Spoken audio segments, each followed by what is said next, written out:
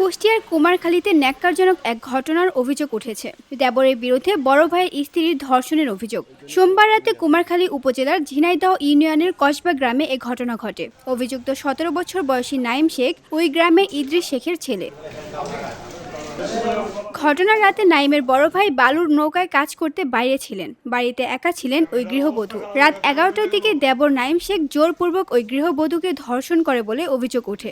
এ ঘটনায় মঙ্গলবার দুপুরে ভুক্তভোগীর বাবা বাদী হয়ে কুমারখালী থানায় ধর্ষণ আইনে মামলা করেন। স্থায়ীভাবে আপোষ মীমাংসার চেষ্টার আশ্বাস দেওয়া হলেও অবশেষে ভুক্তভোগীর পরিবার সিদ্ধান্ত নেয় আইনের দ্বারস্থ হওয়ার।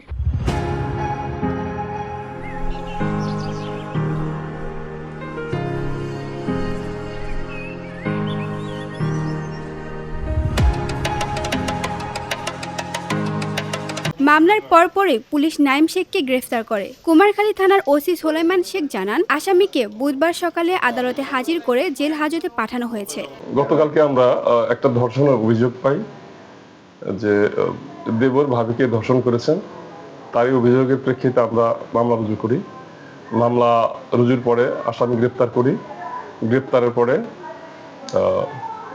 আসামিকে বিজ্ঞ আদালতে প্রেরণ করা হয়েছে আইনগত ব্যবস্থা প্রক্রিয়াধীন। ভুক্তভোগীকে জেলা সদর হাসপাতালে পাঠানো হয়েছে মেডিকেল পরীক্ষার জন্য। এই ঘটনায় এলাকায় তীব্র ক্ষোভ ও চাঞ্চল্যের সৃষ্টি হয়েছে। ভুক্তভোগী নারীর একটাই দাবি, তার দেবরের যেন দৃষ্টান্তমূলক শাস্তি হয়। VOD Bangla news desk.